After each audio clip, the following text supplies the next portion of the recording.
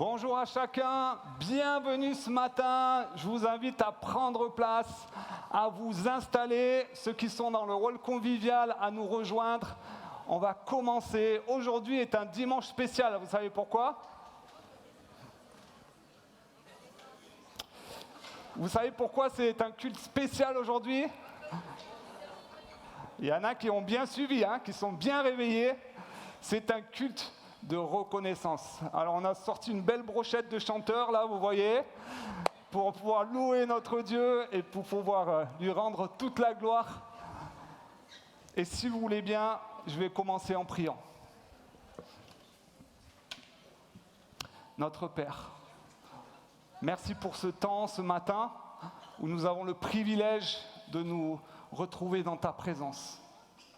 Nous voulons prendre un temps à part ce matin, dans le calme et centré sur toi, en dehors de toutes nos activités, de l'intensité de la semaine. Nous voulons nous poser et regarder à toi. Et ce matin, regarder en arrière, voir toutes tes bénédictions et te donner toute la gloire. Non pas à nous, mais à toi. À toi toute la gloire, notre Dieu. C'est ce que nous voulons te dire ce matin. Au nom de Jésus. Amen. Je ne sais pas si vous étiez là à la réunion de prière du mois de juin, début juin. Il y en a qui étaient là ? Évidemment, évidemment. Et nous avons passé un temps ensemble, et c'est notre cher Samuel qui nous a partagé un texte dans la Bible, dans le livre de Josué, dans l'Ancien Testament. Et il est question de Josué qui dirige le peuple de Dieu, qui dirige le peuple d'Israël. Et ils sont face au Jourdain, c'est-à-dire un grand fleuve qu'ils ne pouvaient pas traverser. Et pour témoigner de sa puissance, Dieu va ordonner au peuple de s'avancer devant le Jourdain, de se mettre devant, et Dieu va ouvrir les eaux en deux. Et ils vont pouvoir traverser. Ils ont vécu un miracle, une bénédiction de notre Dieu. Et juste après ça, dans le texte de Josué, on retrouve donc ceci. Dans Josué 4, versets 5 à 7.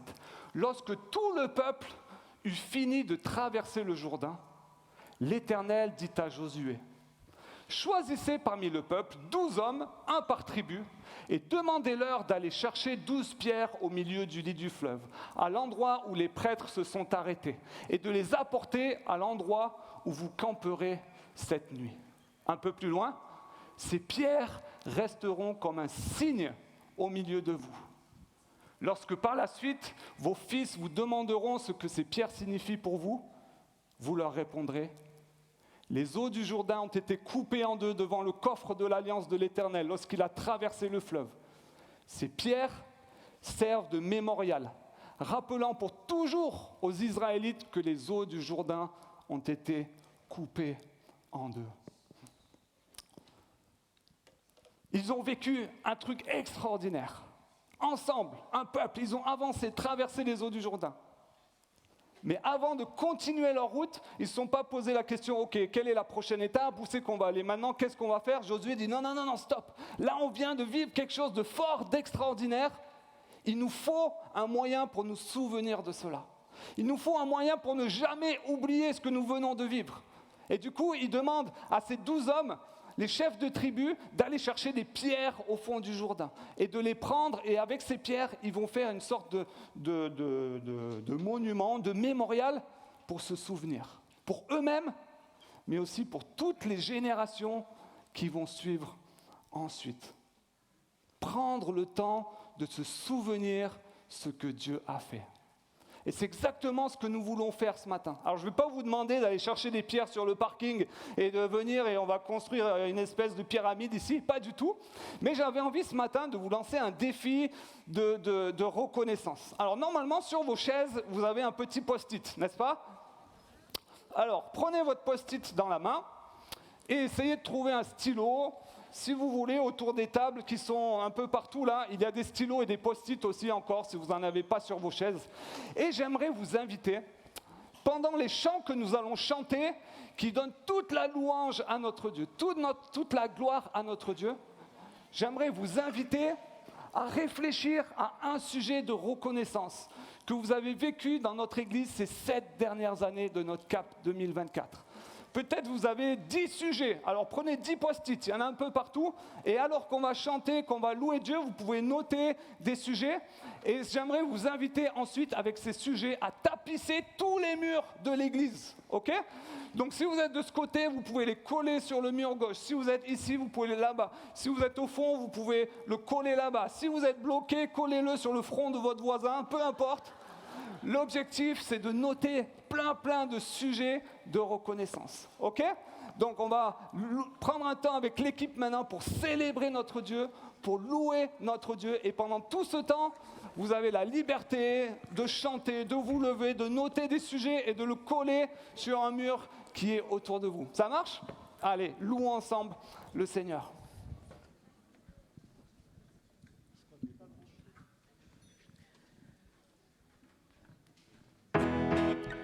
Voilà, ce matin, on va proclamer ensemble que notre Dieu est un Dieu de bonté, que ses merveilles se renouvellent chaque matin. Il était bon hier, il est bon aujourd'hui et il sera bon éternellement. Amen. Dieu, tu es bon et ta grâce envers nous durera jamais. Dieu, tu es bon et ta grâce envers nous durera jamais.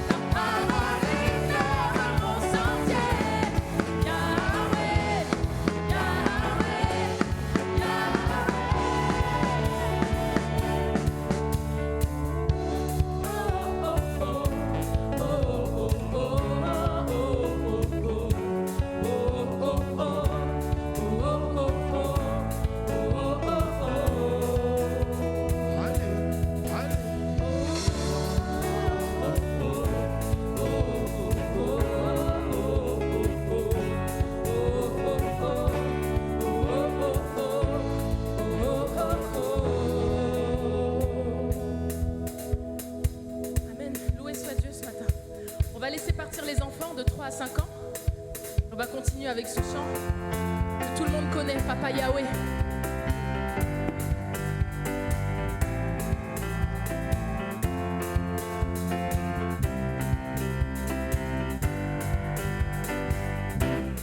Je chanterai de tout cœur les merveilles de mon Papa Yahweh. Il m'a relevé des ténèbres, il m'a délivré de tout péché. Je chanterai de tout cœur les merveilles de mon Papa Yahweh. Il m'a relevé des ténèbres, il m'a délivré de tout péché. Mon papa est fidèle, il ne m'abandonne jamais. Je n'ai rien à craindre, car Yahweh m'a libéré. Je suis dans la joie, une joie immense. Je suis dans l'allégresse, car Yahweh m'a libéré.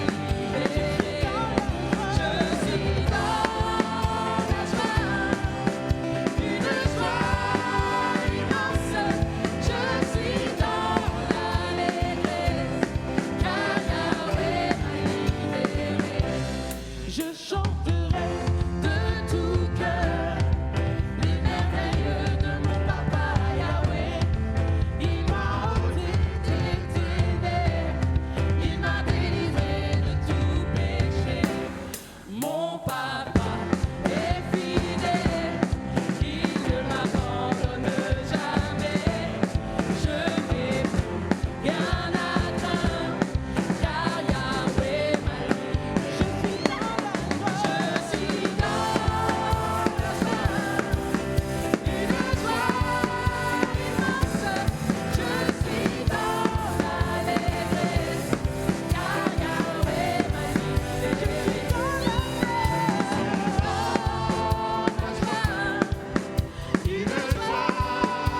immense.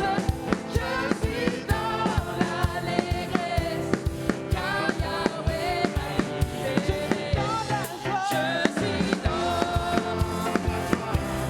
joie immense. Je suis dans l'allégresse, car Yahweh m'a libéré. Je suis dans l'allégresse, car Yahweh m'a libéré. Amen, amen.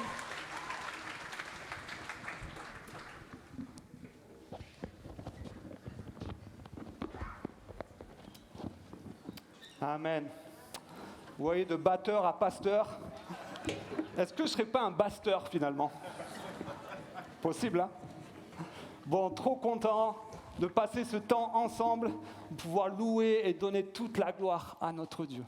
Je suis sûr que chacun a pu noter sur des post-it des sujets de reconnaissance. Des choses qui l'ont vécu, qui l'ont touché, qui l'ont marqué. Je ne vois pas les murs qui sont sur devant, mais je pense que vous en avez mis devant, j'imagine. Donc vous pouvez encore le faire tout au long de ce dimanche, prendre des post-it, noter des sujets de reconnaissance et tapisser tous les murs de notre Église. Où étiez-vous il y a exactement 7 ans? Qu'est-ce que vous faisiez? Vous vous rappelez? Certains étaient un peu petits. Je ne vais pas vous demander quel âge vous avez, rassurez-vous.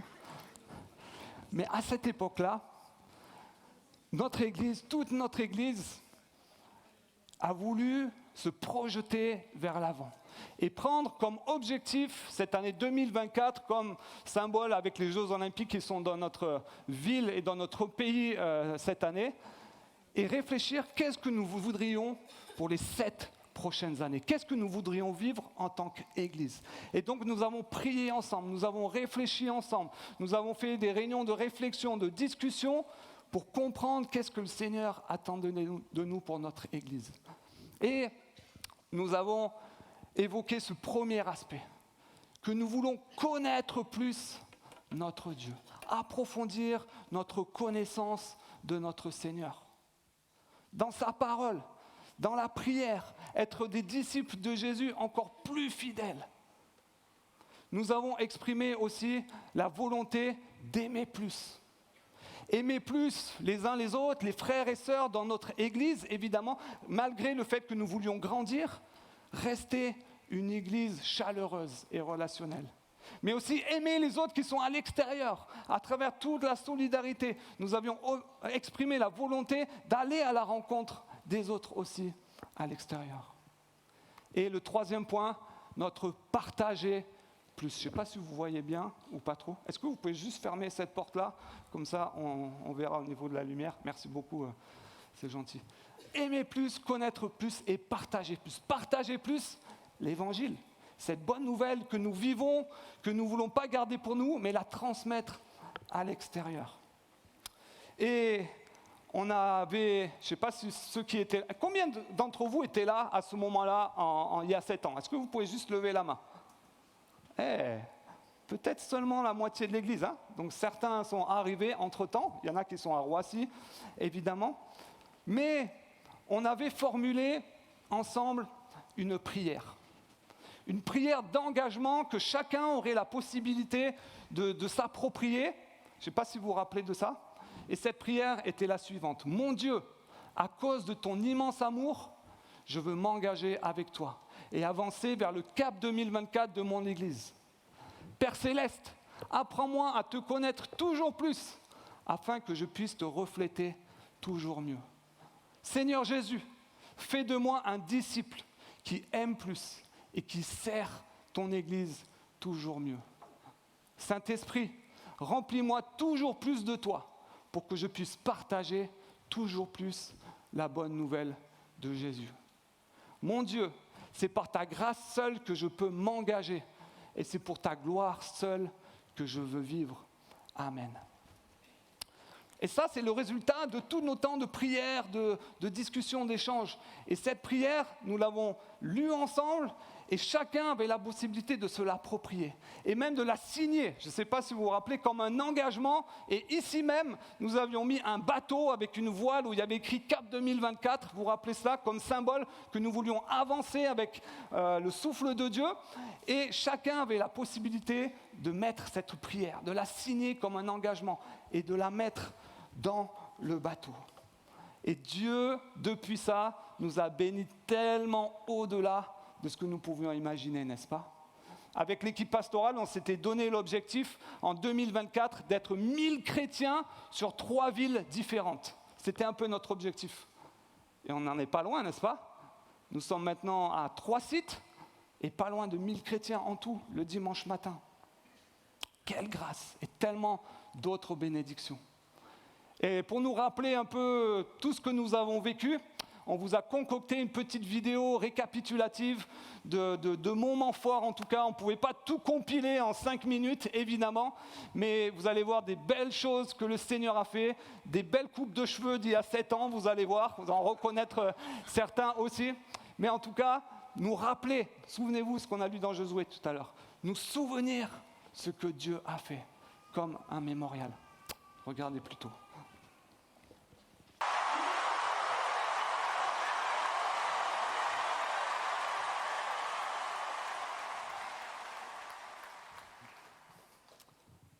Amen.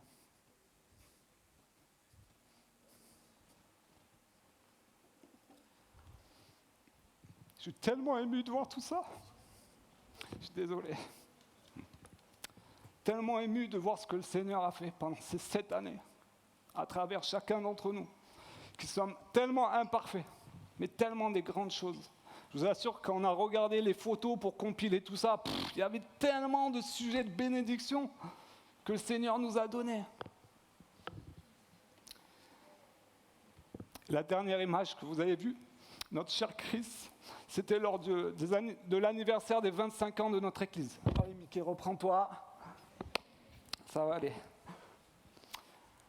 Ce dernier verset, le psaume 100, verset 5. « Car l'Éternel est bon, car son amour dure à toujours, et sa fidélité s'étendra d'âge en âge. » On avait fait à l'époque de l'anniversaire aussi un récapitulatif de tout ce que Dieu a fait. Et Christ nous avait rappelé la fidélité de Dieu de jour en jour, de mois en mois, d'année en année. Et nous pouvons encore en témoigner aujourd'hui. Alors plutôt que parlez-moi, je vais inviter 5 personnes, si vous voulez bien venir, les 5 personnes qui ont été désignées à venir sur l'estrade pour nous partager, eux, quels sont les temps forts qu'ils ont vécus. Alors, asseyez-vous, il n'y a pas d'ordre, peu importe. Salut Esther, bienvenue. Salut Claudie, on peut les applaudir parce que c'est pas facile de parler devant tout ce monde-là. Salut Max. Asseyez-vous, les garçons. Super. Salut mon Franck. L'idée, c'était que ce soit pas seulement moi qui parle ou des images, mais aussi que chacun puisse exprimer, vous l'avez fait à travers vos post-it, mais aussi vous, de pouvoir nous dire, pendant ces 7 dernières années, ou peut-être vous étiez là dès le début, peut-être vous êtes arrivé entre-temps, mais quelle est peut-être une chose qui vous a interpellé, une bénédiction de Dieu qui vous a marqué le plus? Claudine, tu veux commencer peut-être? Alors pour toi, qu'est-ce que tu dirais qui t'a vraiment marqué pendant ce temps-là? Alors, par rapport au CAP 2024, aimer plus, c'est quelque chose qui m'a vraiment touchée. Pour rappeler un petit peu le contexte, nous sommes arrivés pendant le Covid et ça faisait plus d'1 an qu'on était tous à la maison où on faisait des cultes mais en distanciel et on ne pouvait pas aller dans notre église et c'était une situation qui était un peu compliquée. Et avec mon mari, on priait pour que Dieu nous trouve quelque chose et on a eu une discussion avec Jonathan, qui est dans cette église également, qui nous a dit, mais venez, vous n'allez pas rester chez vous indéfiniment. Yes. Et du coup, on est venu le lendemain, puisqu'on a parlé de ça un samedi, on est venu le lendemain. Et honnêtement, quand on est rentré dans la voiture tous, on était dans le même état d'esprit en se disant, oh, mais en fait, c'est ce qu'il nous fallait. Et quand on voit l'accueil qu'on a reçu de tout le monde, je vois même ma petite, elle était petite, donc un peu embêtante. On était sortis, elle et moi, parce qu'elle n'arrivait pas à rester tout le culte. Et je sais que Marie-Cécile était venue nous aider. Enfin bon, on s'est sentis tellement bien accueillis. Je remercie aussi l'équipe Teens qui a bien accueilli mon fils Kylian. Yes. Voilà, on s'est sentis vraiment accueillis. Et le pompon dans tout ça, c'est le groupe de maison. Alors, une petite dédicace à mon groupe de maison. Où vraiment, on partage vraiment beaucoup de choses. On partage nos fardeaux, nos joies, nos peines. Et on se sent vraiment aimé. On forme vraiment une famille. Donc, si vous n'avez pas de groupe de maison, je vous conseille vivement d'en rejoindre un. Parce que vous allez vivre quelque chose de formidable tout au long de l'année. Voilà. Trop bien. Merci Claudine de nous avoir partagé ça. Alors les garçons, vous êtes d'accord qu'on continue avec les filles? Ça va? Par correction. Alors Esther, toi, tu as grandi ces 7 dernières années dans notre église. Qu'est-ce qui, toi, t'a marqué? Comment tu as vécu ces 7 années? Moi, ce qui m'a marqué, c'est les teens. Parce que vraiment, avant, j'étais à Kidsland, j'entendais tous les partages, etc. On allait dans les classes, c'était très bien. Mais les teens, vraiment, quand je suis rentrée là-bas, j'avais un peu peur que ce soit difficile, que ce soit différent aussi de Kidsland. Mais j'ai réussi à m'intégrer aussi. Et les teens plus âgés aussi, ils nous ont tous intégrés, les nouveaux. Donc vraiment, c'était comme une famille. Et le camp teens aussi, c'était super bien. Parce que vraiment, j'ai pu me rapprocher de Dieu. Et mon attitude, elle a changé envers les autres. Je suis plus gentille. Et je m'excuse auprès de gens que j'ai dû blesser, etc. Donc, j'ai réussi aussi à avancer dans ma foi avec le Seigneur.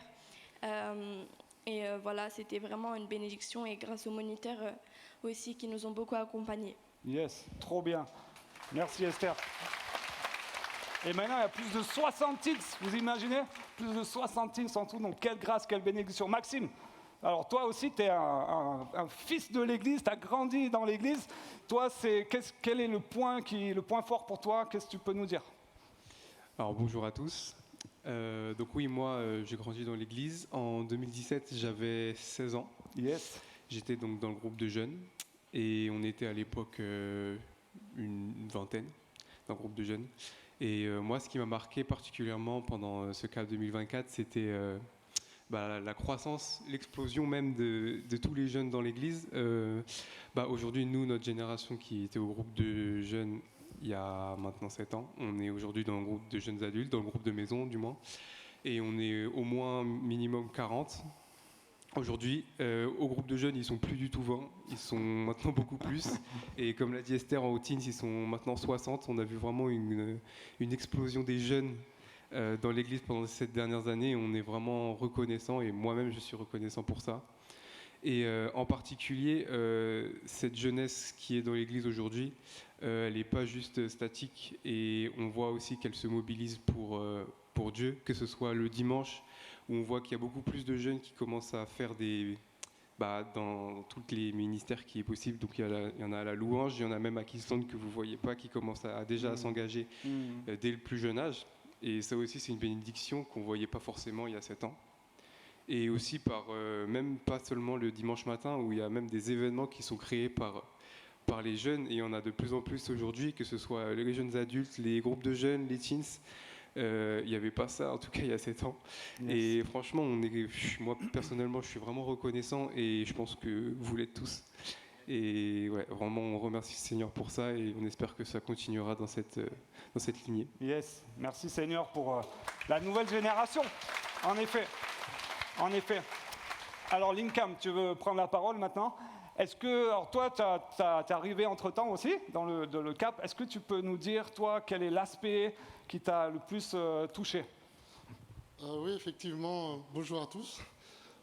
Oui, effectivement, je rejoins votre église depuis peu de temps, depuis 4-5 ans. Donc auparavant, j'allais au culte à Paris. J'ai pu en peu de temps expérimenter quelque chose de fort. On avait parlé tout à l'heure du développement de votre église et que vous aviez ce projet de Roissy et puis de Plessis-Trévise. J'habite au Plessis depuis 50 ans. Un jour, on s'est aperçu que votre projet avançait, mais il n'y avait pas de local pour le culte. J'ai bavardé avec différents pasteurs, et on avait vu qu'il y avait un restaurant disponible qui était là, et il y avait eu différentes approches qui n'ont pas abouti. Et j'ai dit, bon, je vais servir d'intermédiaire, de mise en relation. Et nous avons été à ce restaurant. Donc, quelque chose de banal. Mais savez-vous qu'il n'y a que 3% de la population chinoise qui est chrétienne?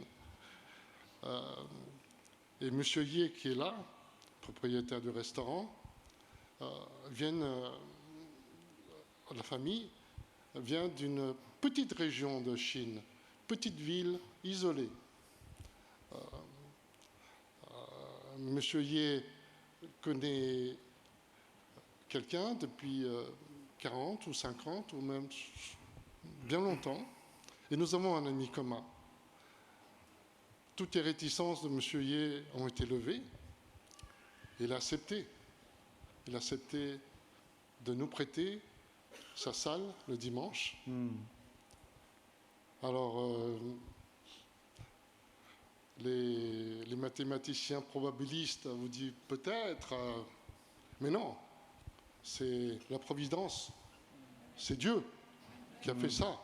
Amen. Depuis 50 ans, il a préparé cet acte, ce moment. Et nous avons participé depuis plusieurs fois, plusieurs cultes ont eu lieu dans ce restaurant.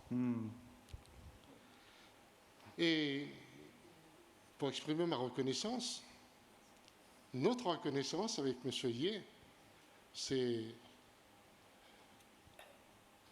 nous sommes les instruments de Dieu. Notre récompense, c'est d'être un instrument de Dieu. Notre bonheur, c'est d'être un instrument de Dieu. Avec l'Église, avec toute l'équipe pastorale, moi, M. Ye, nous avons été l'instrument de Dieu. Nous avons notre récompense. Donc nous sommes reconnaissants. Amen. Nous sommes reconnaissants. Quel beau sujet. Merci Linkam. Et c'est vrai que j'étais là à ce moment-là quand on a fait la rencontre et M. Pack a tellement bien géré les discussions, les relations avec le frère Yé. On vous salue d'ailleurs, re-bienvenue. Et c'était un grand sujet de bénédiction. On l'a vu avec Roissy aussi, le développement, comment le Seigneur a pourvu en temps voulu. Et on ne connaît pas la suite, mais ça nous donne confiance sur le fait qu'il va nous utiliser pour agir. Alors Franck, toi en tant que président de notre association, toi tu es un historique presque depuis toujours dans l'église. Qu'est-ce que tu dirais? Il y a tellement de choses à dire, hein. Tu as vu cette vidéo avec tellement de sujets de bénédiction, mais toi tu dirais quoi pour sujet de reconnaissance? Ouais, tellement de choses, tu as raison Mickey, on en est tous témoins. Cap 2024, c'est 7 ans. Ouais. Ça fait 10 ans qu'on est ici. Ouais. Donc c'est un gros morceau de notre vie d'église et on a vu tout à l'heure ceux qui ont levé les mains. Là, il y a tellement de nouveaux et on peut juste remercier Dieu que c'est lui qui fait grandir l'église. Il y a tellement de choses qu'on n'aurait pas prévues. Le Amen. Covid, 2 ans presque où on a tous galéré à se réunir, mais Dieu a pourvu, il a donné de la créativité, il a donné des dons aux uns aux autres pour qu'on puisse avoir la chaîne YouTube, les vidéos et garder contact tous ensemble. La croissance de l'église, Claudine, tu disais, tu nous as rejoints dans cette période-là, il y a tellement de nouveaux aussi, et avec le conseil et les pasteurs, on se disait, mais comment intégrer autant de nouveaux à la fois, comment on va faire? Et tout à coup, on réalise que Dieu, il a tout prévu. Les nouveaux, ils se connaissent déjà entre eux, hein, tu as raconté tout à l'heure avec Jonathan, mais on voit que les nouveaux se connaissent, ils arrivent, ils ont déménagé, ils arrivent ici, mais ils se sont rencontrés dans d'autres églises avant, et ça aide vraiment à cette croissance. Tous ceux qui se sont convertis, qui se sont fait baptiser, ils trouvent leur place. On a les dimanches des ministères pour que chacun puisse s'intégrer aussi. Et c'est vraiment une grâce de pouvoir vivre tout ça ensemble.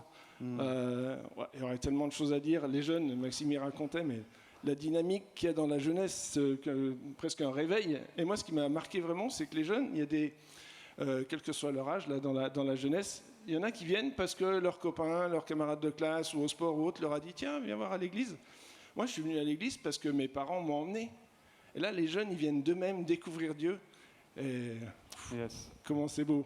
C'est une grâce. Et ouais, que chacun trouve sa place. Ça, c'est, je pense, un truc très marquant. Que les jeunes, ils aient des événements, qu'ils fassent partie de l'église d'aujourd'hui. Sinon, ça veut dire que les vieux comme moi, on est l'église d'hier. Et ouais, la prière, c'est vraiment qu'on soit tous ensemble, l'église d'aujourd'hui. Et ouais, merci Seigneur.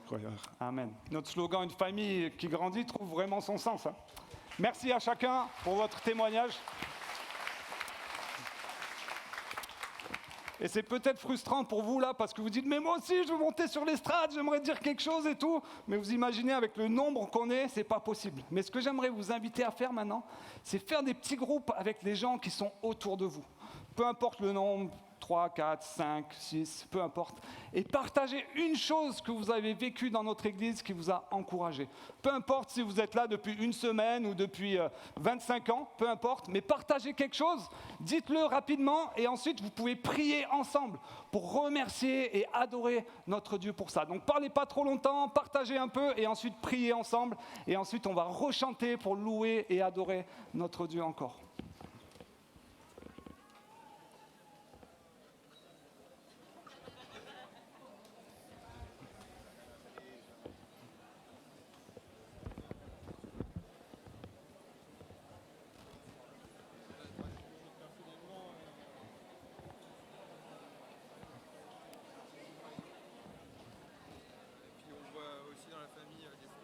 Ouais.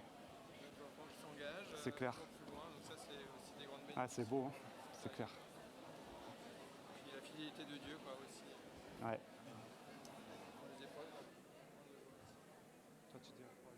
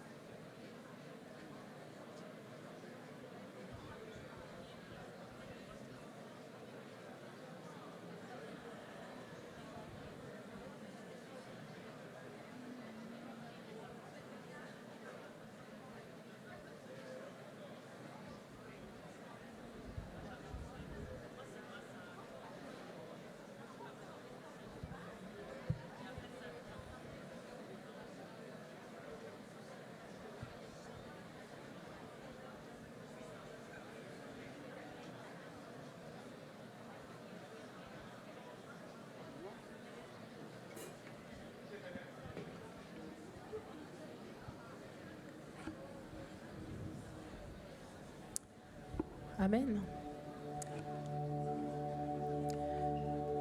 Amen, amen. Que Dieu nous aide à avoir un cœur reconnaissant. On va prendre ce chant qui dit quelle joie il y a dans la maison du Père, quelle joie il y a dans la maison de notre Dieu.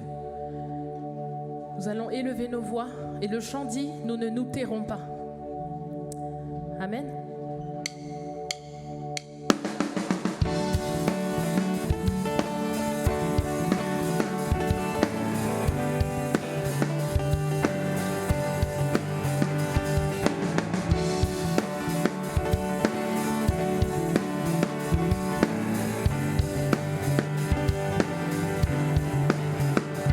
Louons le Dieu qui était, adorons le Dieu qui est, glorifions le Dieu qui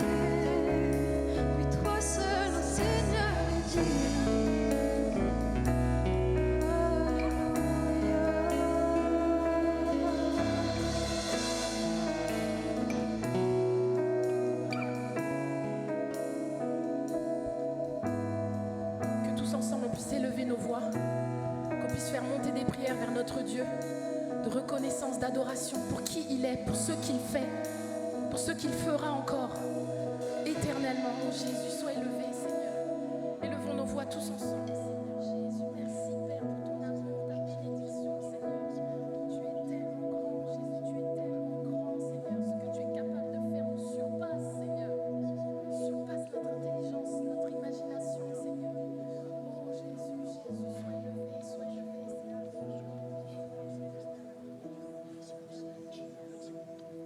Merci Seigneur pour ce que tu es capable de faire. Jésus, tu es capable, tu es tellement grand, Seigneur. Oh, ton intelligence nous surpasse, Seigneur. Tes bénédictions surabondent chaque matin, Seigneur. Sans que nous te donnions rien, Jésus, tu es tellement grand. Tu pourvois, Seigneur, tu pourvois, Jésus, au-delà de notre imagination, Seigneur. Sois glorifié, sois élevé. Comment ne pas te louer?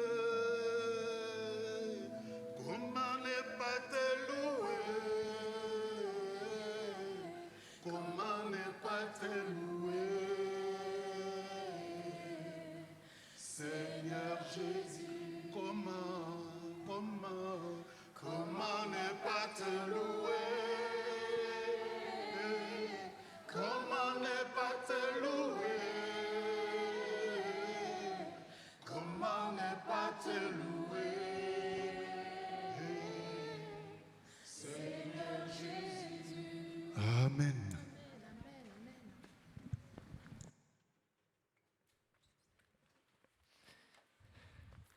Restons dans la prière.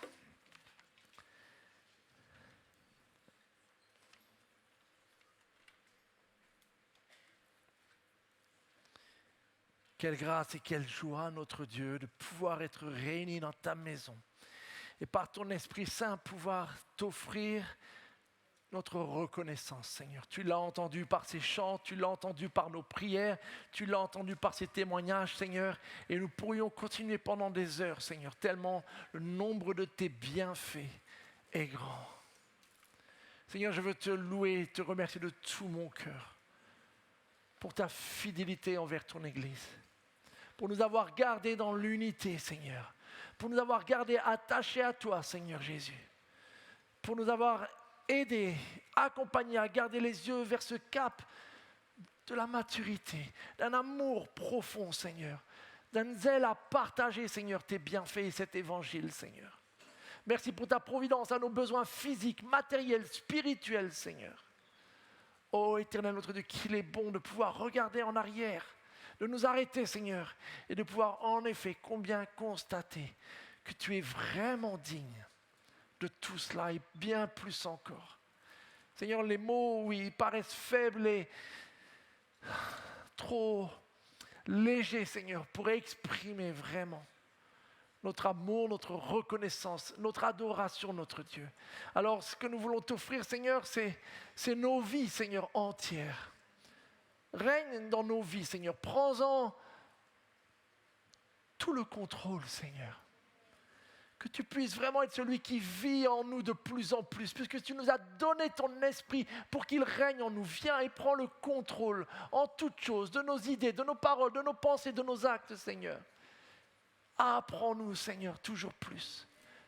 Oui, à te laisser conduire et guider nos vies, Seigneur. C'est ma prière pour moi-même, pour ce temps de message, Seigneur, et pour celle de tous mes frères et sœurs et de ton Église, Seigneur. Règne en nous, Seigneur, et que toute la gloire te revienne. Amen. Amen. Bonjour à tous. Vous l'avez compris, nous y sommes. Culte de reconnaissance. Alors c'est vrai qu'on en fait un chaque année, mais il y a 7 ans, ce culte d'aujourd'hui paraissait bien loin. À l'époque, Paris venait juste d'être officiellement désignée ville accueillant les Jeux Olympiques d'été de 2024. Et cela paraissait extrêmement loin pour les organisateurs. Et durant 7 ans, Paris allait devoir se préparer pour être prête pour les jours J. Et à l'époque, nous nous sommes dit, et Mickey en a parlé tout à l'heure, que nous aimerions nous aussi Où aimerions-nous être, nous, dans 7 ans? Quand Paris s'apprêtera à accueillir ces Jeux Olympiques, où est-ce que nous aimerions être en tant qu'Église? On avait déjà vécu pas mal de choses ensemble et les sujets de reconnaissance étaient déjà présents, mais on s'est dit, nous aussi, on veut pouvoir être un peu plus loin que là où nous sommes. Et c'est ce qui nous a amené en effet à ce cap, à être vraiment et intentionnellement une Église qui grandit dans la connaissance, c'est-à-dire la maturité.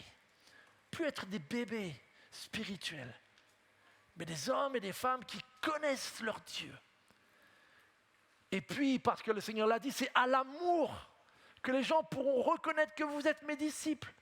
Seigneur, aide-nous à aimer plus. Toi d'abord parce que tu es digne, mais les uns les autres et notre prochain. On n'a jamais fini, hein? Mais j'espère qu'on a progressé, je veux croire qu'on a grandi dans cet amour. Et enfin, aide-nous à partager plus. Cela a été notre cap, je ne vais pas revenir en arrière. Durant 7 ans, c'est ce qui nous a guidés, c'est ce qui a filtré nos projets, nos priorités en tant que vie d'église. Tout ce que nous avons essayé de vivre était en général guidé, influencé par ce cap.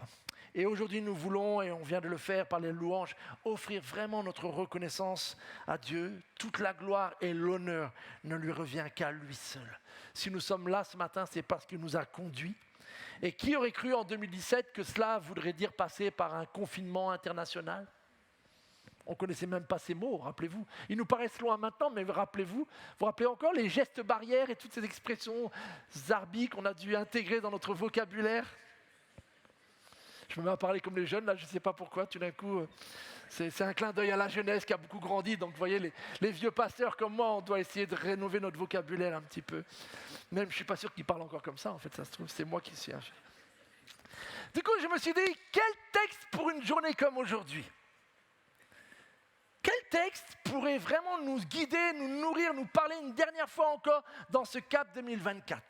Et bien, figurez-vous que c'est un texte de l'Ancien Testament qui répond à cette question. Et j'aimerais lire avec vous quelques versets dans ce livre, de dire quel est le rapport entre le Deutéronome et Cap 2024. En plus, on avait fait une petite série, Choisissez la vie, sur ce livre du Deutéronome. Et bien, il y a quelques versets, je l'espère vous convaincre, pourraient bel et bien nous guider sur qu'est-ce que signifie justement être un peuple reconnaissant et quel est le projet de Dieu pour son peuple justement. Et voici, je vous en fais la lecture. Aie soin de célébrer la Pâque en l'honneur de l'Éternel ton Dieu, au cours du mois des épis. Car c'est au cours d'une nuit de ce mois-là que l'Éternel, votre Dieu, vous a fait sortir d'Égypte. Ça, c'est le verset 1, et je continue un peu plus loin. À partir du jour du début de la moisson, vous compterez 7 semaines, et vous célébrez la fête des semaines, aussi appelée la fête de la Pentecôte, puisque Pentecôte veut dire 50. En l'honneur de l'Éternel, votre Dieu. Vous lui offrirez des dons volontaires en fonction des bénédictions que votre Dieu vous aura accordées. Vous réjouirez devant l'Éternel, votre Dieu. Vous, vos fils et vos filles, vos serviteurs et vos servantes, les Lévites qui habitent dans vos villes, les immigrés, les orphelins et les veuves qu'il y aura parmi vous, dans le lieu que l'Éternel, votre Dieu, aura choisi pour y établir sa présence. Vous vous souviendrez que vous avez été esclaves en Égypte et vous veillerez à observer fidèlement ses ordonnances. Lorsque vous aurez rentré le blé battu et terminé la vendange, vous célébrerez pendant 7 jours la fête des cabanes. Vous serez dans la joie en célébrant la fête, vous, vos fils et vos filles, vos serviteurs et vos servantes, avec les Lévites, les immigrés, les orphelins et les veuves qui habitent parmi vous. Pendant 7 jours, vous célébrerez la fête en l'honneur de l'Éternel votre Dieu, dans le lieu qu'il aura choisi parce qu'il vous aura béni, et dans toutes vos récoltes et dans tout le travail que vous entreprendrez, pour que vous soyez tout à la joie. 3 fois par an, tous les hommes se présenteront donc devant l'Éternel votre Dieu, au lieu qu'il aura choisi lors de la fête des pains sans levain, de la fête des semaines et de celle des cabanes. On ne se présentera pas les mains vides devant l'Éternel. Chacun apportera des dons en fonction des bénédictions que l'Éternel votre Dieu vous aura accordées. Un peuple qui veut marcher avec Dieu doit comprendre le sens et l'importance de ces quelques versets. Un peuple qui veut marcher avec Dieu doit comprendre le sens et l'importance derrière ces paroles de Moïse livrées au peuple il y a des milliers d'années pour nous aujourd'hui. Derrière, mes amis, l'institution de ces 3 fêtes, d'un cycle en fait de fêtes annuelles, la fête de la Pâque, la fête des semaines ou de la Pentecôte et la fête des cabanes. Derrière ce cycle des 3 fêtes, Moïse est chargé d'adresser au peuple 4 rappels. 4 rappels essentiels, et ces rappels, mes amis, ils n'ont rien perdu de leur pertinence. Notre manière de célébrer la Pâque et ces fêtes-là, bien sûr, a évolué, d'autres fêtes se sont greffées. Mais derrière cette intention de Dieu au travers de Moïse d'instituer un cycle annuel de fêtes, il y a un message pour nous. Et j'aimerais vous le partager pour alimenter ce culte de reconnaissance. Le tout premier rappel qui est adressé, c'est « Rappelons-nous notre histoire ».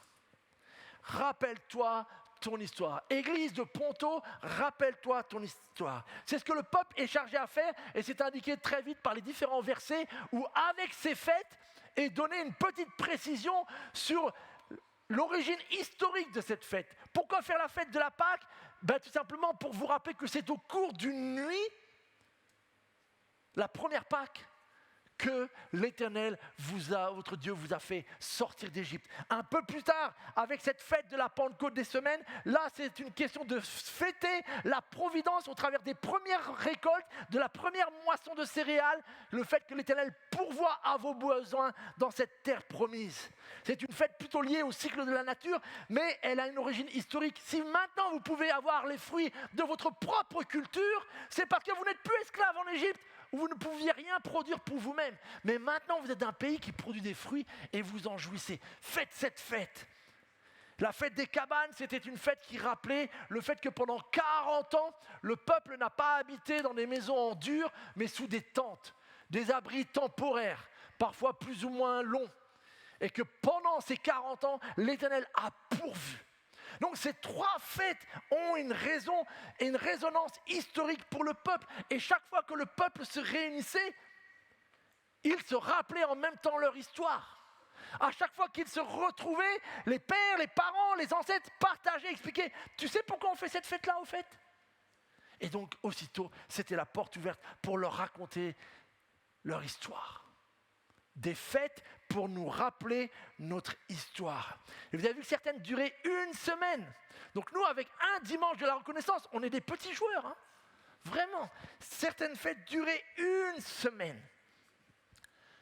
Honnêtement, ça fait partie des commandements de Dieu. On aurait pu se dire qu'un commandement qui dit « Je veux que vous fassiez la fête, que ça dure 1 semaine, que vous puissiez manger, profiter, etc.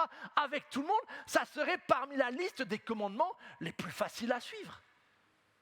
C'est un peu plus facile que peut-être tu ne porteras pas de témoignage contre ton frère, tu ne convoiteras pas ou tu ne mentiras pas. Eh bien pourtant, cette prérogative, cet encouragement à se retrouver pour faire la fête n'a pas été plus suivi. En fait, on a au moins 2 textes parmi beaucoup d'autres qui nous montrent que ces fêtes-là ont rapidement disparu.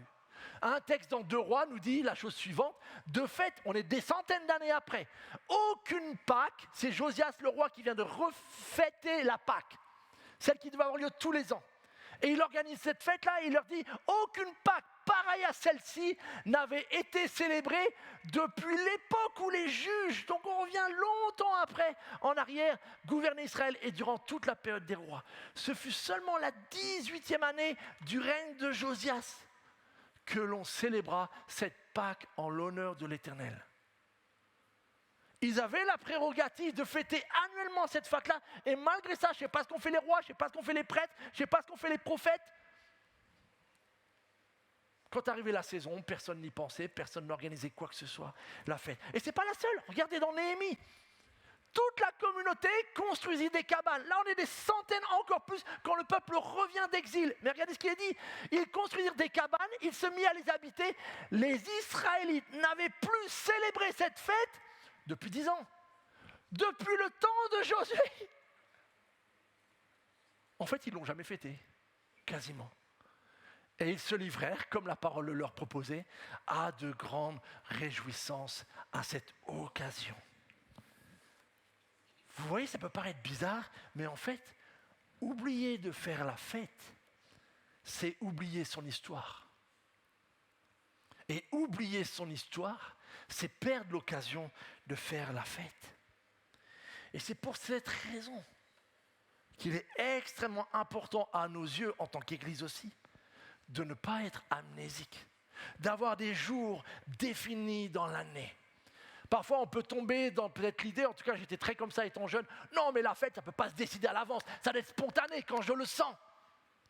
C'est vrai, certaines fêtes, elles sont chouettes parce qu'elles ont cette dimension spontanée. On ne s'y attendait pas et tout d'un coup, il y a une occasion de se réjouir. Mais en même temps, si on ne dépend uniquement de nos émotions, bien souvent nos yeux sont tournés vers tout ce qui ne va pas, plutôt que ce qui va. Et finalement, à chaque occasion, on pourrait trouver une raison. Oh, j'ai pas trop l'humeur à fêter Noël cette année. Oh, je suis pas trop. Oh non, mon anniversaire, je le sens pas cette année, etc., etc. Et finalement, nous ne faisons plus la fête. Et en ne faisant plus la fête, nous oublions ce que Dieu fait pour nous.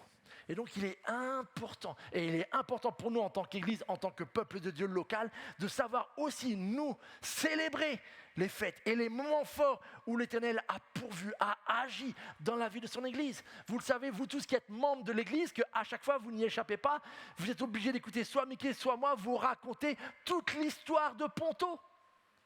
La raison pour laquelle on fait ça, ce n'est pas pour vous noyer d'informations chronologiques.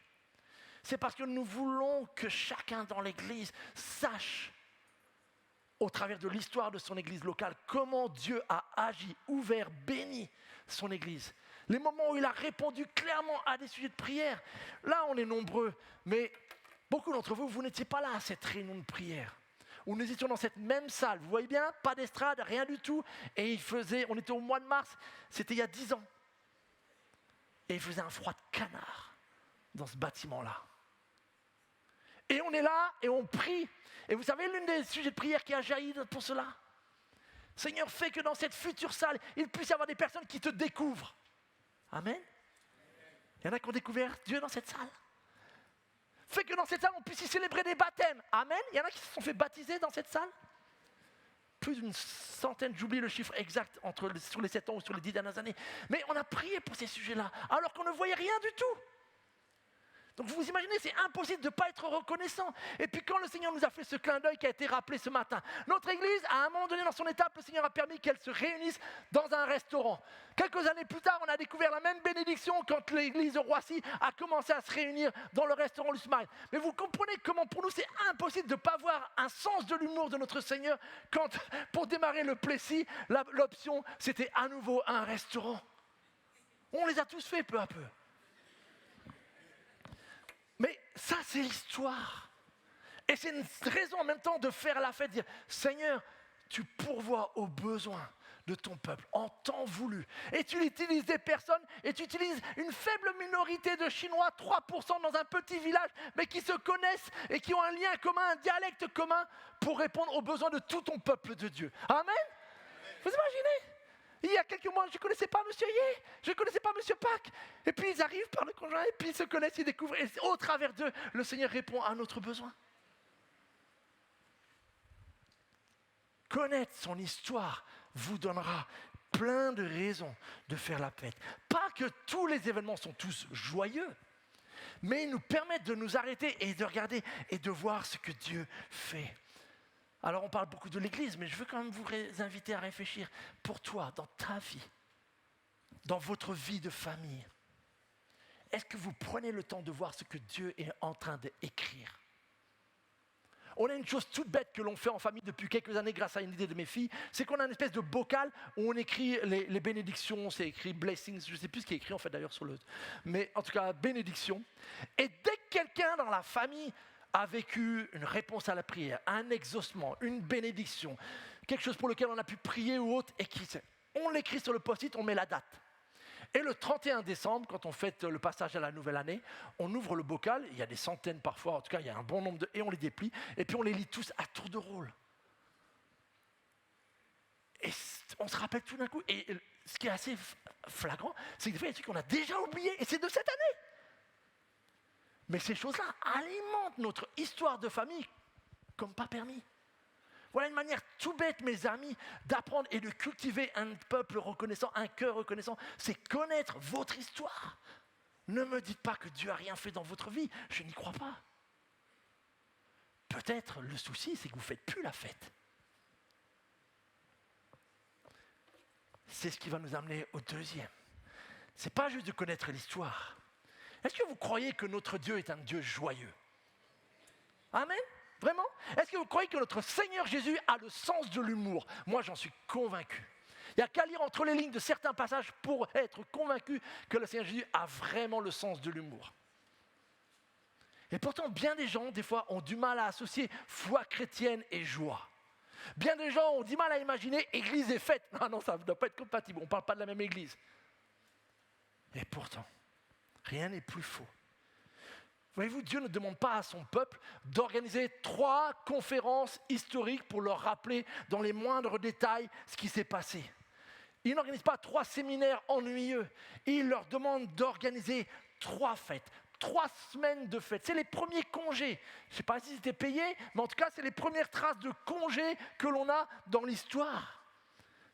3 semaines. Dieu est un Dieu de joie. Dieu est un Dieu de fête et qui aime la fête. Il en est le premier instigateur, mes amis. Regardez dans un autre texte, juste avant Deutéronome, ce qu'il demande au peuple de faire. C'est extrêmement surprenant. Ils sont chargés d'amener leurs dîmes, leurs offrandes. Pour beaucoup, quand vous entendez le mot dîme, vous avez un espèce de frisson ou de traumatisme à cause des enseignements tortueux qu'on a pu vous apprendre sur ça. C'est dommage. C'est pour ça qu'on n'utilise plus ce mot-là, parce que pour beaucoup, ça réveille plus des psychoses qu'autre chose. Pourtant, c'était un magnifique mot. Mais il est devenu tellement mal utilisé que c'est un mot qui est pollué maintenant. Alors on utilise plutôt le mot offrande. Mais regardez ce que le peuple devait faire avec ces offrandes. Ils les rassemblent et ils ont mis à part tout ce qu'ils voudraient offrir au Seigneur. Sauf que le problème, c'est qu'ils doivent se rendre à Jérusalem avec tout ça. Donc vous imaginez le gars qui veut mettre à part, moi j'ai 2 bœufs, j'ai 5. Il faut qu'il aille avec tout ça à Jérusalem. Du coup, il leur dit, ok, on va faire plus simple. Tout ce que vous avez envie de donner au Seigneur, vos cheptels, vos céréales, etc. et tout, vous le vendez, vous le transformez en une sorte d'argent. C'est plus facile à transporter. Et après, vous allez à Jérusalem avec ça. On pourrait se dire, ah ok, ils vont à Jérusalem, et une fois à Jérusalem, ils vont donner l'argent. Regardez ce qu'ils doivent faire. Cet argent-là, quand vous arrivez à Jérusalem, là, avec cet argent de votre dîme, tu achèteras en fait tout ce que tu as converti, tu achèteras tout ce qui te plaira. Bœufs, moutons, chevreaux, vin ou un autre boisson alcoolisée. Bref, tout ce dont tu auras envie. Donc le but, ce n'était pas de le donner au temple. Et tu le consommeras là, devant l'Éternel ton Dieu, en te réjouissant avec ta famille. Dieu n'a pas besoin de notre argent. Il ne lui manque rien. Pour la simple et bonne raison que votre argent, même si vous pensez qu'il vous appartient, il lui appartient déjà. Vous ne le savez pas encore. Mais il lui appartient. L'idée derrière la générosité et derrière l'offrande, c'est qu'en fait, Dieu veut nous apprendre à ne pas être attachés à notre argent. Et c'est ça qui est le plus difficile. C'est à moi, c'est mon compte en banque, c'est mon argent. Tu peux croire ça si tu veux. Mais la vérité, c'est que quand tu meurs, ça revient à Dieu toujours. Et Dieu veut qu'en fait, par cet argent, tu l'apportes au Seigneur. Tu fasses ce pas où tu dis, ok Seigneur, je te le donne, et avec joie.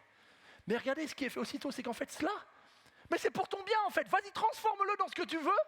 Quand vous donnez des offrandes à l'église, on ne part pas en vacances avec, hein. On transforme nos locaux, on achète le café, on achète des instruments, on achète des chaises, des tables, on bâtit le bâtiment, on pourvoit aux besoins pour développer l'œuvre du Seigneur à Roissy, au Plessis. En fait, ce que vous donnez est aussitôt réinvesti pour le royaume de Dieu. Bien sûr, ça paye une partie des lévites d'aujourd'hui, l'équipe pastorale. Mais ça, c'est juste une partie. Tout le reste est réinvesti et donc en fait, vous le récupérez. La chaise sur laquelle vous êtes assis, quelque part, vous y avez contribué. Les musiciens que vous entendez avec les micros, etc., vous y avez contribué. En fait, plus une église est généreuse, plus elle récupère cette générosité. Parce qu'à aucun moment Dieu nous dit « Ah non, ça c'est juste pour moi, je garde que pour moi ». En fait, il veut nous apprendre à cultiver un cœur généreux. J'ai dévié de mon message. Ça, c'était mon 4e point, donc j'aurais déjà abordé ça. Mais moi, j'aime tout ce qui te fait plaisir. Tout ce dont tu as envie. Regardez dans le verset. Pardon, j'ai été trop vite. Pour que vous soyez tout à la joie. J'aime trop cette traduction-là. Est-ce que quand vous venez à l'église, vous êtes tout à la joie? Alors, quand je dis tout à la joie, ça ne veut pas dire que tout est facile. On est bien d'accord. Parce que peut-être, et c'est forcément le cas vu le nombre qu'on est, que la semaine a pu être très difficile. Certains ont pu avoir une nouvelle de maladie, de deuil, de décès et d'épreuves. Donc je ne parle pas d'une joie de façade. Mais même si je suis dans le deuil, je peux être dans une forme de joie parce que je sais que quoi qu'il en soit, mon Dieu reste Dieu. Ma vie reste dans ses mains. Je sais que l'ennemi ne peut pas m'arracher des mains de mon Sauveur. Et donc, même si j'arrive, et ça peut tout à fait être le cas, et on l'a évoqué il y a quelque temps dans un autre message, arriver à l'église avec le cœur lourd de sujets, de fardeaux, avec des larmes, il n'y a pas de souci, c'est dans les psaumes. Venez au culte avec vos larmes. Mais en fait, ce qui va se passer, c'est qu'au fur et à mesure du cheminement, alors que je suis peut-être centré sur ce qui m'attriste, je vais commencer à réorienter les yeux sur des vérités éternelles qui vont tout d'un coup commencer à relativiser dans un certain sens peut-être ce qui m'attriste et à vraiment produire en moi une joie et ainsi être tout à la joie. Une des fêtes que nous devons, je crois, le plus célébrer, c'est nos fêtes multiculturelles. Je ne sais pas si j'ai mis une slide pour ça. Quelle joie lorsqu'on a pu célébrer ces fêtes. Quelle joie lorsqu'on a pu le célébrer pour la première fois à Roissy. Ces fêtes-là, nous devons continuer à les faire. Et il y a un verset. Hop. Vous rappelez ce texte? C'est lorsqu'il y a cet homme qui retrouve sa brebis perdue, puis cette femme qui retrouve sa pièce perdue, et puis enfin ce père qui retrouve ce fils perdu. Et regardez ce qu'il dit. Mais il fallait bien faire une fête. Le père ne pouvait pas juste se dire « Ah, c'est bien, rentre à la maison, c'est bon, on mange à 19h. » Il fallait faire une fête. Quand tu as une réponse à la prière, si le Seigneur t'accorde une guérison, si le Seigneur exauce une de tes prières, si le Seigneur te pourvoit un travail, si le Seigneur t'accorde la grâce de voir un sujet de prière peut-être pour lequel tu as intérêt depuis longtemps être exaucé, si le Seigneur t'accorde une guérison, organise une fête. C'est le sens de ce verset. Mais il fallait bien faire une fête pour me réjouir de cela. Peut-être c'est pas tous ensemble, parce que sinon on va faire la fête tous les jours, bien que ça serait pas mal. Mais ça peut être avec ton groupe de maison, à l'échelle de ta famille, etc. Mais faisons des fêtes qui honorent et glorifient notre Seigneur. 3e élément, j'accélère, désolé. Rappelons-nous de partager notre joie. Vous avez vu que cette fête-là, ce n'est pas juste pour les hommes, ce n'est pas juste pour les Lévites ou pour l'équipe pastorale, je ne sais quoi. Regardez. Vous, vos fils et vos filles, vos serviteurs et vos servantes, les Lévites qui habitent dans vos villes, les immigrés, les orphelins et les veuves qu'il y aura parmi vous. Nous le savons tous, une fête est plus grande lorsqu'elle est partagée.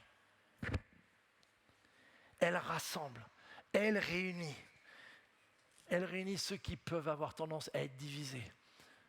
J'entends de plus en plus des familles qui ne fêtent plus Noël parce que la famille est tellement éclatée que personne n'a le cœur à Noël.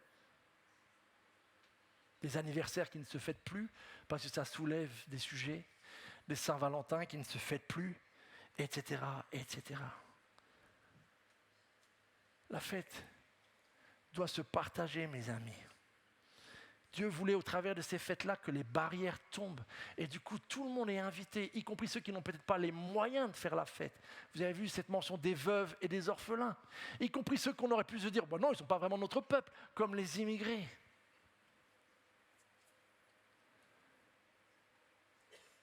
Mes amis, il y a un rôle essentiel pour l'Église dans tout cela. Je n'ai pas besoin de vous dire qu'aujourd'hui, avec toutes ces élections, ça remue plein de choses nauséabondes dans notre société.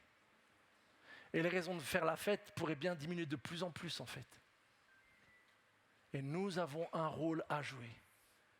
Parce que nous, notre joie, elle n'est pas égoïste. Nous, notre joie, elle doit inclure celui qui même a des idées différentes de nous. Celui qui même pense différemment de nous. Lorsque nous avons fait la fête de Noël du cœur, il n'y avait pas que des personnes de foi chrétienne, il y avait des athées, il y avait des musulmans. Mais ensemble, on a partagé le sens et la joie de Noël. Lorsque nous avons fait notre fête multiculturelle, chacun a pu inviter des amis qui n'étaient peut-être pas du tout chrétiens.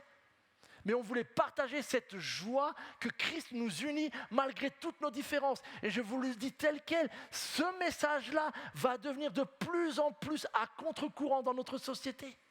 Et nous avons donc un rôle incroyable en tant qu'Église d'être un peuple qui non seulement se réjouit, mais inclut, tend la main et accueille. Parce que notre pays arrive à le faire de moins en moins. Il y a un vrai appel pour nous, mes amis, à être un peuple qui fait la fête et qui partage cette joie. Et je termine enfin avec un élément présent dans ces 3 fêtes. Rappelons-nous d'offrir à notre Dieu. Durant ces 3 fêtes, il est dit que les hommes et femmes qui se réunissent sont appelés à offrir à Dieu. On ne se présentera pas les mains vides devant l'Éternel. Alors ça peut être choquant, on dit, mais quand même c'est un peu dur, c'est-à-dire qu'en fait on n'est pas libre. Pourquoi cette expression de ne pas se présenter les mains vides? Parce qu'en fait, tout le monde, tout être humain, athée ou de n'importe quelle confession, s'il prend le temps de s'arrêter, constate que lui aussi a été béni par Dieu. Personne ne peut se présenter devant Dieu et dire « tu m'as jamais rien donné ». Rien que le fait d'être né dans un pays qui n'est pas en guerre, c'est une bénédiction pour laquelle beaucoup d'hommes et de femmes nous envient. Et on pourrait étaler la liste, mes amis. Personne n'a de raison de se présenter les mains vides. Mais notez aussitôt que si, par ce verset, il y a cette idée que tout le monde a un sujet de reconnaissance, tout le monde a quelque chose à offrir, il est aussitôt dit qu'en effet, chacun apportera des dons en fonction des bénédictions que l'Éternel, votre Dieu, lui aura accordé. C'est-à-dire qu'il n'y a rien qui est imposé. Chacun peut voir à la hauteur de son année, à la hauteur de ce qu'il a vécu, de ce que le Seigneur a pu lui accorder cette année comme grâce ou pas, d'avoir cette liberté. Il s'agit bel et bien d'offrandes volontaires. Il n'y a jamais d'obligation dans la générosité. Sinon, ce n'est plus la générosité, c'est une taxe prélevée. Et là, il ne s'agit pas de ça du tout. Dieu est toujours le premier dans la générosité. Pourquoi est-ce que des hommes peuvent offrir un animal? Parce que le Seigneur a multiplié leur cheptel.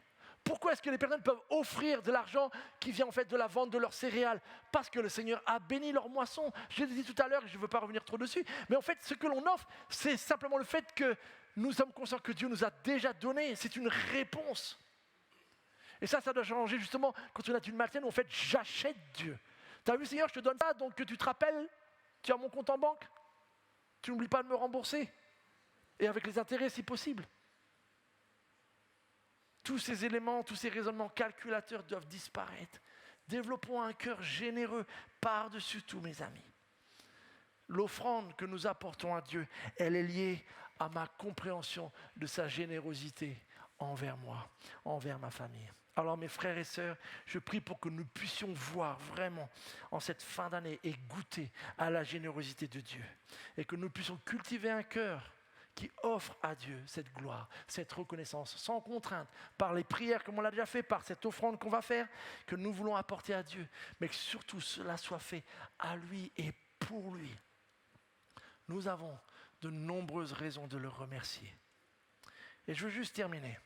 Parce que peut-être certains se disent « Oui, mais ça c'était un texte de Deutéronome, on n'est plus sous la loi, nous, donc ça ne nous concerne plus. » Absolument. En fait, ça nous concerne encore plus. Pourquoi ? Parce que ces fêtes temporaires, elles n'ont pas été annulées. Elles ont été remplacées par quelque chose de encore mieux.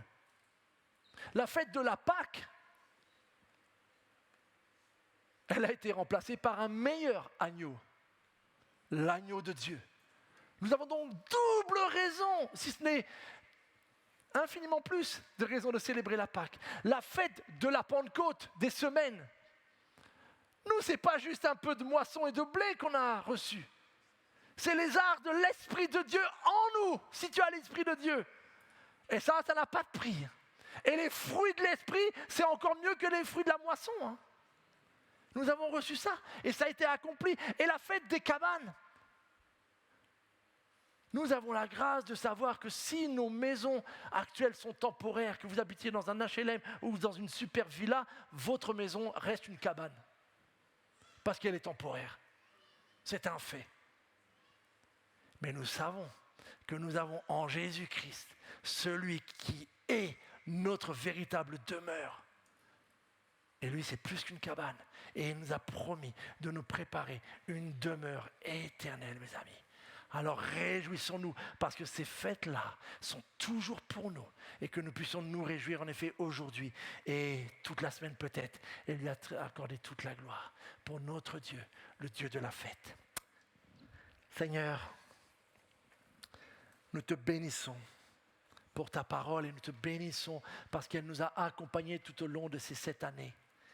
La diversité, la richesse de ces textes, Seigneur. Nous te demandons la grâce de les comprendre, nous te demandons la grâce de les vivre et de voir comment en toi ils trouvent tout leur sens. Et Seigneur, je te prie pour que nous puissions en effet être un peuple qui se rappelle de son histoire et de tous tes bienfaits. Que nous puissions être un peuple, Seigneur, qui se rappelle de savoir fêter, Seigneur, ses réponses, ta providence. Que nous puissions être un peuple, Seigneur, qui partage cette joie, Seigneur, avec tous ceux qui nous entourent, Seigneur. Qui inclut et accueille, Seigneur. Quiconque peut se sentir rejeté ailleurs, qu'il puisse en toi trouver un accueil, Seigneur. Et Seigneur, oui, nous voulons t'offrir nos offrandes aussi, Seigneur. Parce que nous sommes conscients que tout ce que nous avons nous vient de toi et c'est une grâce, Seigneur.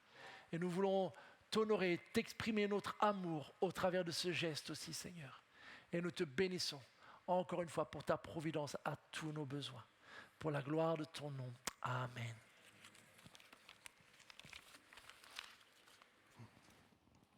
Amen. Merci Manu pour ces beaux rappels. Et maintenant, c'est le moment de concrétiser tout cela. Lors de nos cultes de reconnaissance, nous avons une tradition qui est bonne. C'est justement d'apporter notre offrande à notre Dieu. D'apporter matériellement une partie de ce que Dieu nous a donné pour le remercier. Et un peu partout dans la salle, vous voyez, il y a des tables où il y a des post-it, mais aussi des enveloppes avec des boîtes. Et donc, pendant le prochain chant de louange, on aimerait vous inviter, si vous le souhaitez, et je rappelle, il n'y a aucune obligation, vous n'êtes forcé à rien du tout, mais le but, c'est de donner avec joie une partie de ce que Dieu nous a donné pour le remercier. Donc pendant le prochain chant, on va rechanter « Quelle joie !» dans la maison du Père, justement.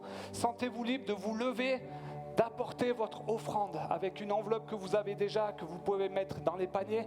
Vous prenez une enveloppe ici et ensuite on terminera avec un temps d'annonce.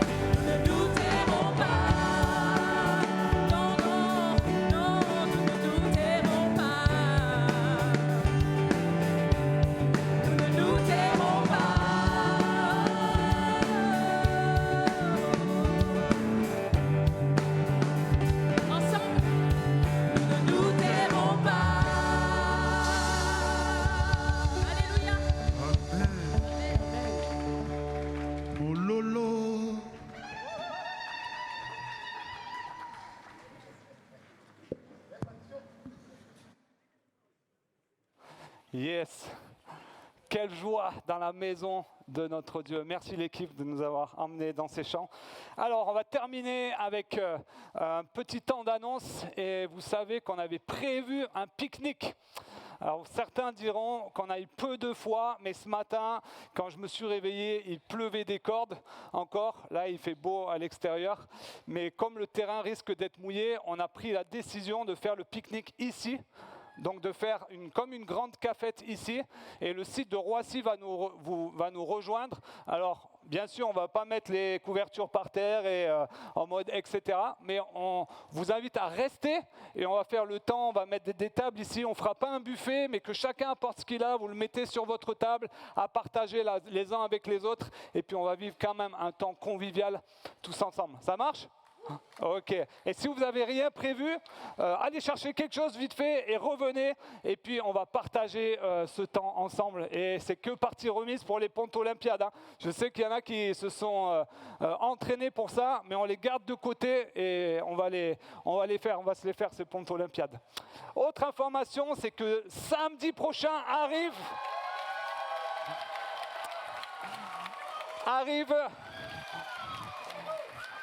Vous l'avez compris, une célébration, une fête avec le mariage de notre chère Louise et Steven samedi prochain, donc à 15h45.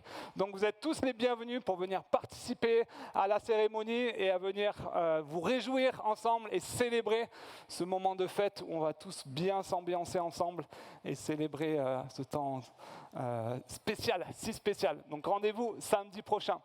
Et puis dimanche, encore une autre fête. Ben voilà, tu vois Manu, on enchaîne les fêtes parce que nous aurons le dernier culte de notre année scolaire, culte de baptême en tout cas, le 7 juillet. Donc 6 frères et sœurs qui ont pris la décision de se faire baptiser et publiquement de témoigner devant vous. Vous savez combien c'est une réjouissance, une fête toujours pour notre Église. Donc inviter du monde, c'est toujours des moments forts d'entendre comment Dieu a touché la vie de chacun. Et voilà, donc on va se réjouir avec nos frères et sœurs. Autre information, c'est qu'on a nos mercredis de l'été qui vont démarrer. Alors, pas cette semaine, mais ils vont démarrer le 10. Donc, cette semaine, normalement, vous avez fini vos groupes de maison. Cette semaine, c'est pause et repos, on va dire. Et puis, le 10, pendant tous les mercredis de l'été, à 20h30, nous aurons un temps de rencontre ici où nous allons partager, où nous allons prier ensemble, passer des bons moments autour de héros de la foi. Vous savez qu'on vous a encouragé à acheter les bouquins des héros et des héroïnes de la foi. Et donc, chaque mercredi, on va partager autour d'un de ces hommes ou de ces femmes qui ont été un modèle et qui ont impacté, en tout cas, les chrétiens de l'époque et nous encore aujourd'hui. Donc, retenez bien la date, pas ce mercredi, mais à partir du 10 juillet, pendant tout l'été, tous les mercredis à 20h30. Et puis, dernière information, c'est qu'on aimerait organiser un grand ménage d'été de notre église. Quand vous venez, vous voyez, l'église est bien rangée, bien nettoyée, etc. Mais on aimerait aller plus en profondeur. Du coup, on a prévu le 29-30 juillet. Alors, peut-être que vous serez déjà en vacances, peut-être que vous êtes déjà de retour, peut-être que vous serez présents. Si vous êtes dispo pour venir donner un coup de main, pour nettoyer, ranger et faire un gros ménage d'été, inscrivez-vous à l'espace bienvenue à la sortie pour vous dire « Ok, je suis dispo pour 1 heure, 2 heures, ou toute la journée, ces 2 jours, le 29 ou le 30, pour donner un coup de main et participer au grand ménage. » Ça marche ?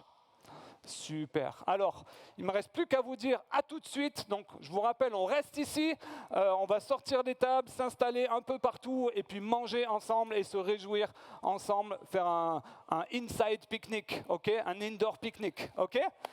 Bon dimanche à chacun, on se retrouve tout de suite et que le Seigneur soit glorifié. Amen.